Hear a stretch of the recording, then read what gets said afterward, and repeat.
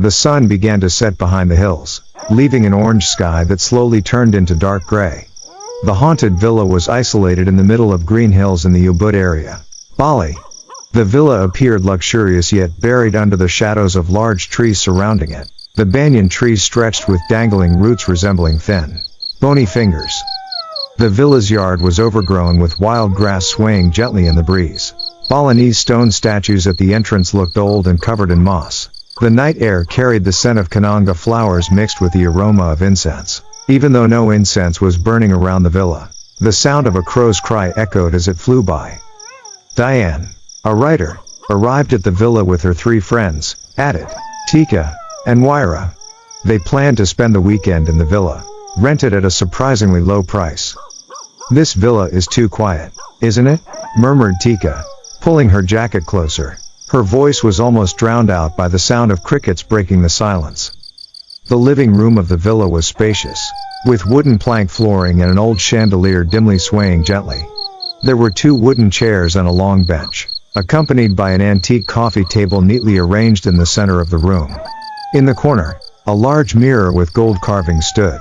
The mirror appeared dusty, though its surface gleamed when touched by the light of 2 candles burning in brass holders on either side of it. When Adit tried to turn on the dining room lights, the electricity suddenly went out. Darkness engulfed the room, lit only by the flickering candlelight. A cold wind blew the long white curtains at the window, creating shadows that looked like a floating figure. Diane stared at the large mirror. In the flickering candlelight, she thought she saw another figure standing behind her. However, when she turned around, no one was there.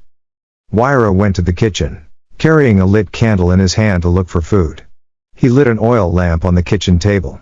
On the kitchen table, there were already 4 packets of rice and several bottles of mineral water, along with coffee powder and sugar in 2 clear glass jars with wooden lids. There was also a bunch of ripe bananas. The scent of kananga flowers mixed with incense, accompanied by a cold breeze, once again filled the kitchen through the open wooden window, making Waira shiver. Suddenly, Waira heard a faint whisper, like the voice of a child saying, "Come play with me." Waira immediately looked for the source of the voice but found no one there. Waira moved the food from the kitchen table to the dining room, and after everything was ready, he called his friends, who were relaxing and chatting in the living room, to have dinner together. "I'm starving," Tika said to Waira. Then they eagerly walked to the dining room to enjoy the prepared meal.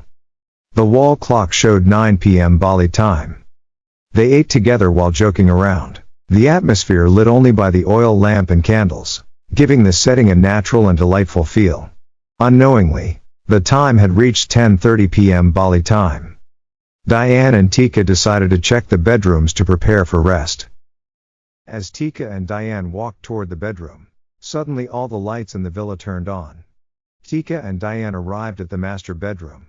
The room was spacious, with a large canopy bed adorned with sheer white curtains.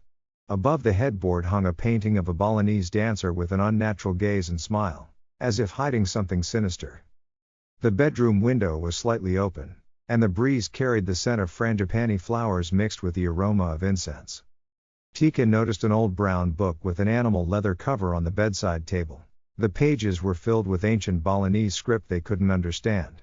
As they flipped through the pages, the sound of footsteps echoed outside the bedroom door.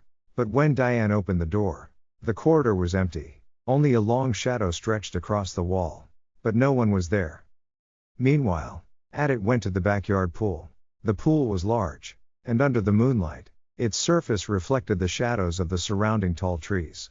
As he stood at the edge of the pool, he saw something moving in the water. At first, he thought it was just fallen leaves, but then he realized a pale hand was slowly emerging from the surface. The hand waved at him, beckoning.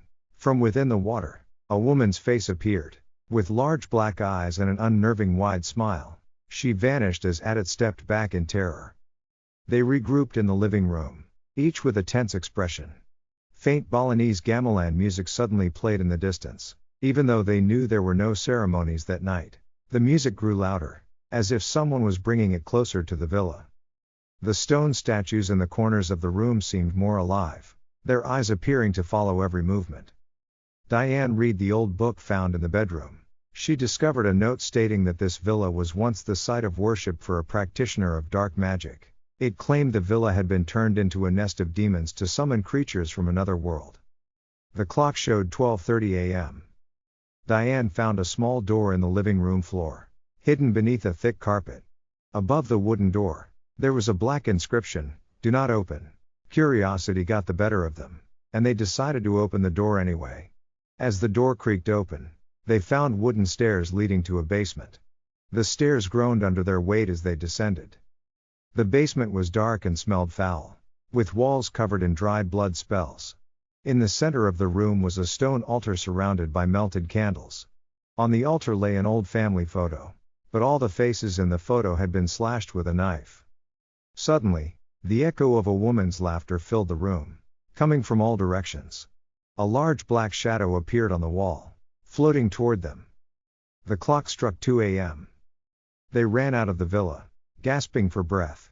The front yard, which had seemed calm before, was now filled with strange sounds, whispers and cries. The banyan trees swayed violently, though there was no wind. When they reached the villa gate, they saw a woman in a white dress standing in the road, blocking their way. Her face was unclear, but her eyes glowed red. "You cannot leave," she said in a hoarse voice. The lights in the villa went out completely, leaving them in total darkness. The next morning, local residents found the villa empty. There was no trace of Diane or her friends. Thank you for watching this video until the end. Don't forget to like, comment, subscribe, and hit the bell icon. See you in the next episode.